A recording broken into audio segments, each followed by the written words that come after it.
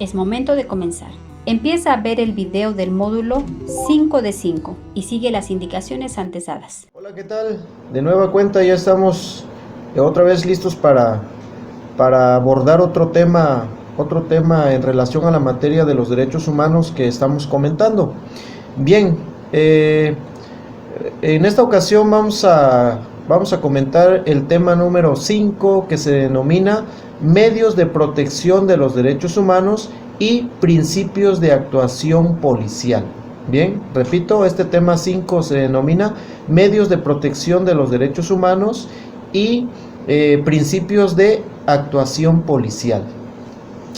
Bien, vamos a hablar en primer término los medios de protección de los derechos humanos. Como hablamos anteriormente cuando analizamos el artículo primero de la Constitución, analizamos sobre los medios, comentamos brevemente acerca de los medios o protección que existen para proteger los derechos humanos. Como bien comentamos que el Estado te reconoce tus derechos humanos, pero también el Estado te da los mecanismos para proteger un derecho humano en el caso de que sea violado un derecho humano. Entonces el Estado te otorga esos mecanismos. ¿Cuáles son los medios de protección de los derechos humanos que tenemos?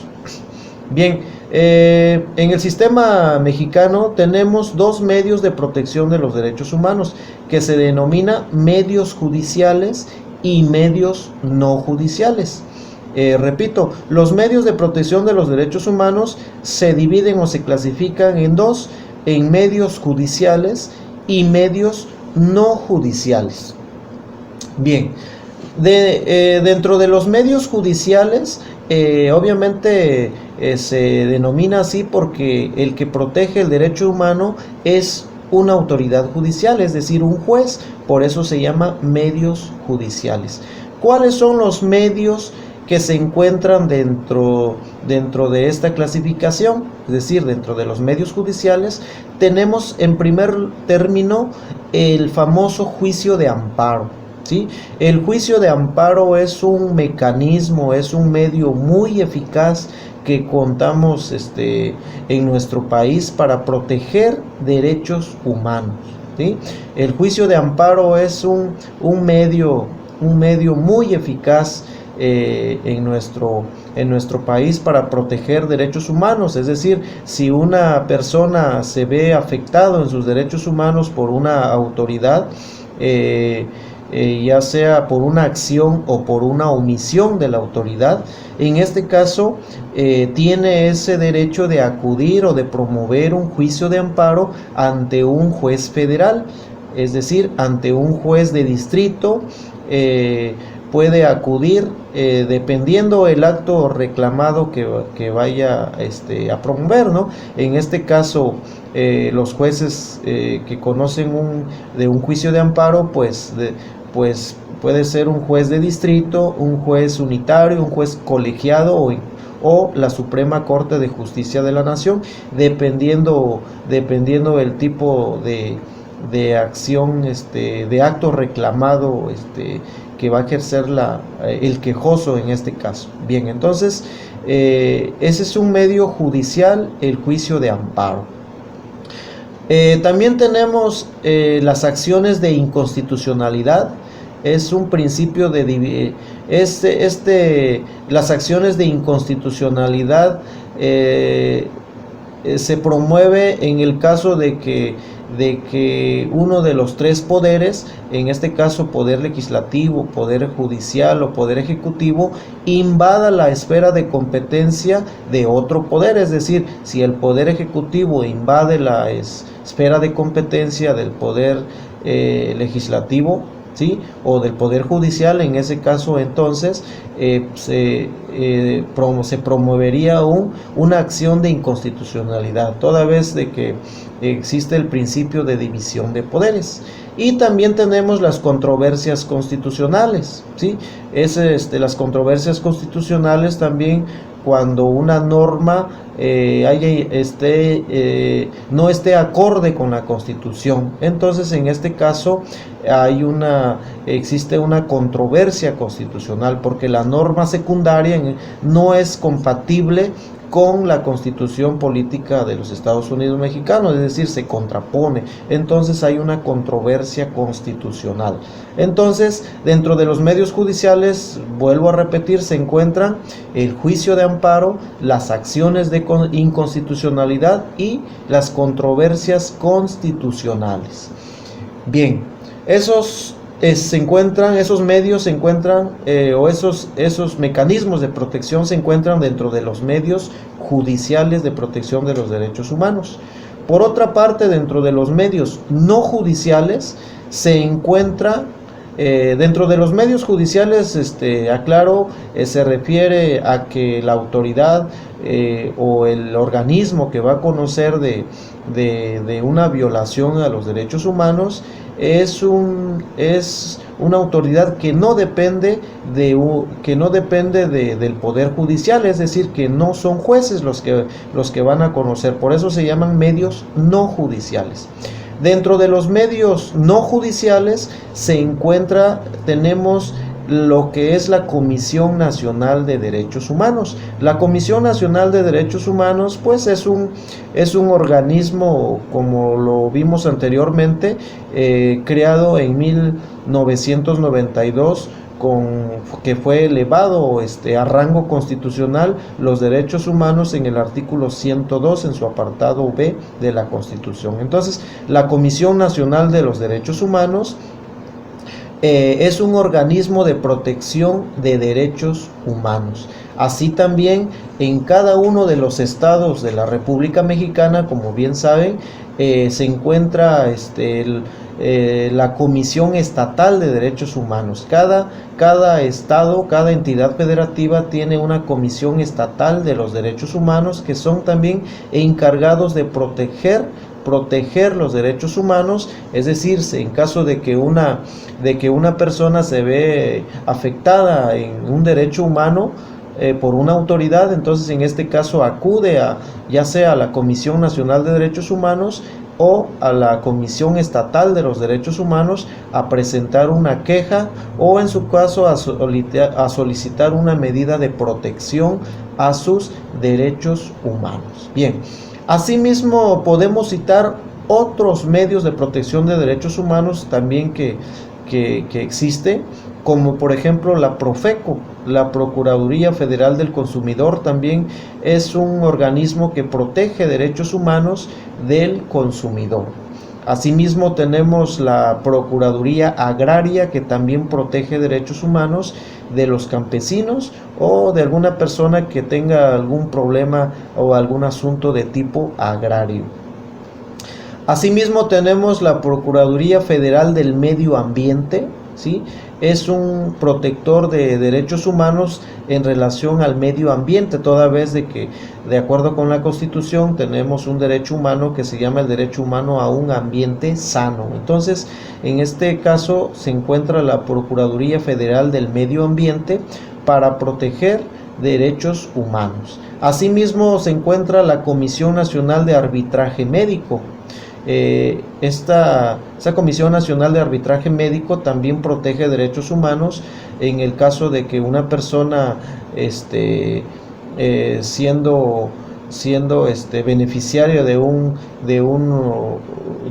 servicio médico como un hospital del IMSS, del ISSSTE, en el caso de que exista una probable responsabilidad médica, se vio afectado en sus derechos humanos por alguna situación, entonces hay un conflicto entre un personal médico, entonces puede acudir a esta Comisión Nacional de Arbitraje Médico para solucionar la controversia, protegiendo siempre los derechos humanos del paciente, ¿no? de esta persona. Bien, entonces esos son algunos de otros medios de protección de derechos humanos con el que contamos. Entonces repetimos nuevamente. Existen dos medios de protección de los derechos humanos que se clasifican en medios judiciales y medios no judiciales. Dentro de los medios judiciales tenemos el juicio de amparo, las acciones de inconstitucionalidad y las controversias constitucionales. Estos se encuentran dentro de los medios judiciales. Y dentro de los medios no judiciales se encuentra la Comisión Nacional de Derechos Humanos, la Comisión Estatal de Derechos Humanos. Asimismo, también se encuentran otros organismos que protegen derechos humanos, como por ejemplo la Profeco, la Procuraduría Agraria, la Procuraduría Federal del Medio Ambiente, así como la Comisión Nacional de Arbitraje Médico. Bien, pues eso es por lo que respecta a los medios de protección de derechos humanos con que contamos en México. Esos organismos entonces se encargan de proteger los derechos humanos en nuestro país. Bien, ahora comentaremos el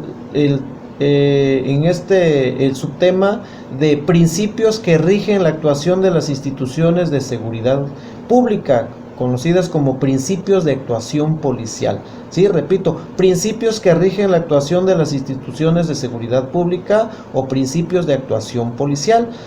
Como bien saben,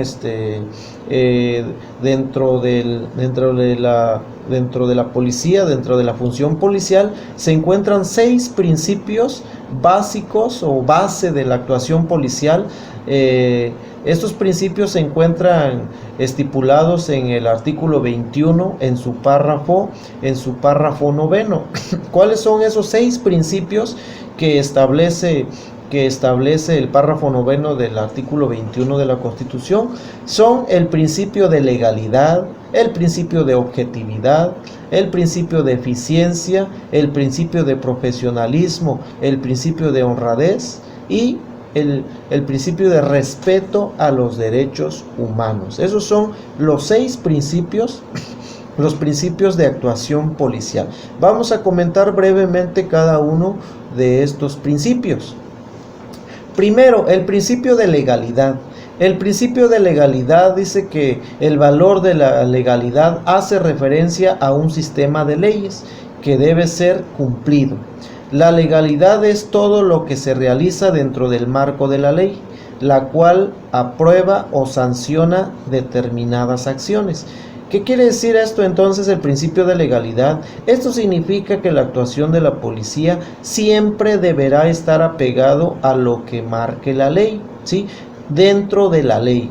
El artículo 16 constitucional establece el principio de legalidad, que establece que todas las personas, todas las autoridades solamente deben de hacer lo que la ley les faculta. Sí, repito, el principio de legalidad establece que todas las autoridades solamente pueden hacer lo que la ley les faculta.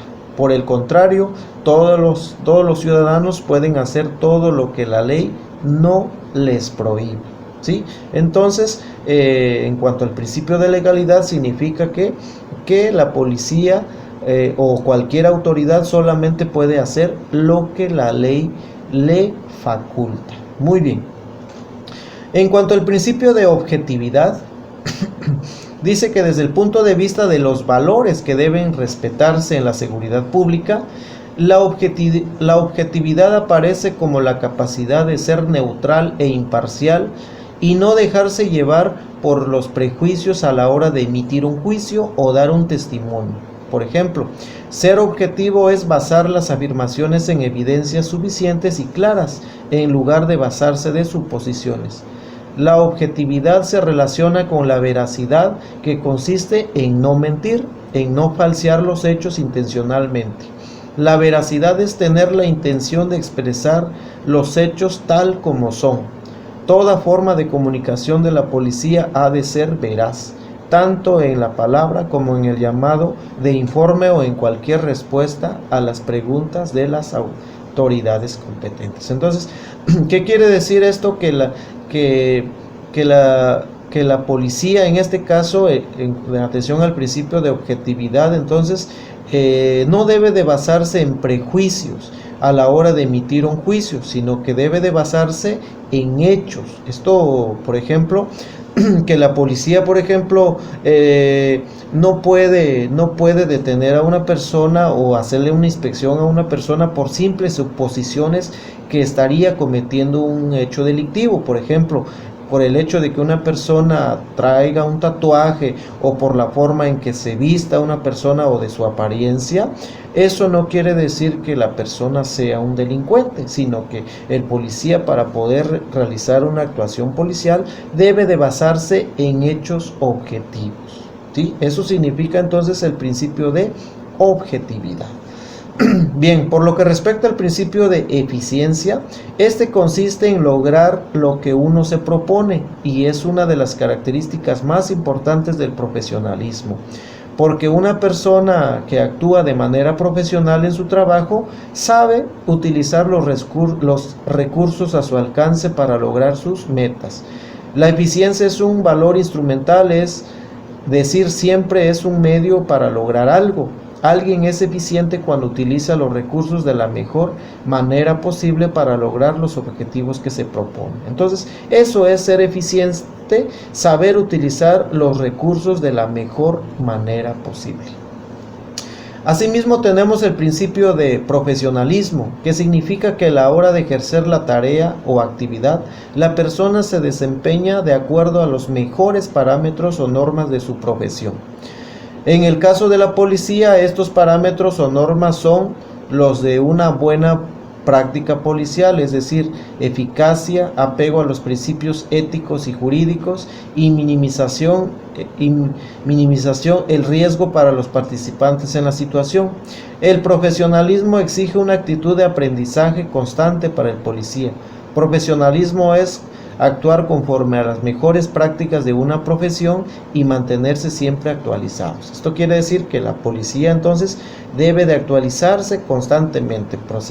Por eso precisamente la policía recibe capacitación constante. ¿Por qué? Porque esa es la profesionalización del policía, recibir capacitación y actualizarse para cumplir mejor su trabajo. Bien. Así también tenemos el principio de honradez, que consiste en respetar la propiedad ajena, en no tomar lo ajeno contra la voluntad de su dueño. La honradez en la conducta prohíbe no solo el robo, sino el abuso de confianza y el fraude. El policía honrado no aprovecha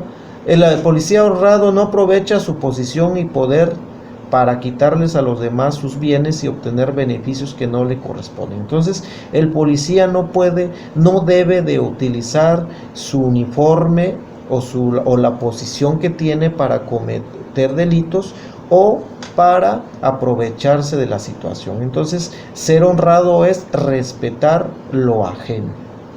Bien, finalmente tenemos el principio de respeto a los derechos humanos. Este principio es fundamental, toda vez que implica el deber de abstenerse de interferir en su disfrute. Constituye una obligación de no hacer, esto es una prohibición consistente en no violar o limitar los derechos inherentes a la persona. Entonces, la policía tiene el derecho de respetar la policía tiene la obligación de respetar los derechos humanos. Sí, es una obligación, como ya vimos en temas anteriores, que es una de las obligaciones que tiene toda autoridad de respetar los derechos humanos. Como comentamos, el policía es un guardián de los derechos humanos. Entonces, esos son los 6 principios de actuación policial que se encuentran contemplados en el artículo 21, párrafo 9 de la Constitución. ¿Sí? Entonces, esos son los principios de actuación policial. Bien, finalmente es muy importante dentro de el último principio de respeto a los derechos humanos, es importante comentar lo que establece el artículo 20 de la Constitución en su apartado A, fracción 9, que dice que cualquier prueba obtenida con violación de derechos fundamentales será nula. Nos habla de la nulidad de la prueba. Esto quiere decir que cualquier acto, cualquier prueba que obtenga la policía con violación de derechos humanos, pues esa prueba deberá ser nula. nos habla de la nulidad de las pruebas, es decir, la prueba ilícita. Asimismo, es importante comentar lo que establece el artículo 264 del Código Nacional de Procedimientos Penales. Dice, artículo 264, nulidad de la prueba. Dice, se considera prueba ilícita cualquier dato o prueba obtenidos con violación de los derechos fundamentales, lo que será motivo de exclusión o nulidad. Esto entonces, una prueba ilícita es aquella que se obtiene con violación de derechos humanos. Por ejemplo, el policía que ingresa a un domicilio sin orden judicial de cateo y saca dentro del domicilio, por ejemplo, droga o un arma de fuego o cualquier objeto ilícito, entonces esa prueba se considera ilícita. ¿Por qué? Porque es obtenida con violación de derechos humanos, toda vez de que la policía no puede ingresar a un domicilio a menos que cuente con una orden de cateo. Solamente hay dos supuestos que establece el artículo 290 del Código Nacional de Procedimientos Penales, en el cual establece los dos supuestos en el cual el policía puede ingresar a un domicilio sin necesidad de una orden judicial, pero solamente esos dos casos. Repito, el artículo 290 del Código Nacional establece dos supuestos en los cuales se puede ingresar a un domicilio sin necesidad de una orden judicial. Fuera de esos casos, entonces, para que la policía pueda ingresar, necesita forzosamente de una orden de cateo. Bien, entonces, ya para finalizar este tema, repito, entonces el artículo 264 del Código Nacional de Procedimientos Penales establece que se considera prueba ilícita cualquier dato o prueba obtenido con violación de los derechos fundamentales, lo que será motivo de exclusión o nulidad. Bien, pues con esto finalizo este tema, el tema número 5, que se llama los medios de protección de los derechos humanos, así como los principios de actuación policial. Bien, con esto finalizamos este tema número 5 y de antemano les agradezco la atención a cada uno de ustedes, y espero pues que me haya explicado, y obviamente que haya sido de su agrado estas sesiones de la materia de derechos humanos. Muchas gracias por la atención y espero verlos muy pronto. Gracias. Ha terminado el video 5 de 5. Si ya estás listo, responde la evaluación. Recuerda, una vez que inicies a responder, no puedes dejarla pendiente y no hay otra oportunidad para responderla. Mucho éxito y recuerda, trabajamos para ti con profesionalismo para transformar.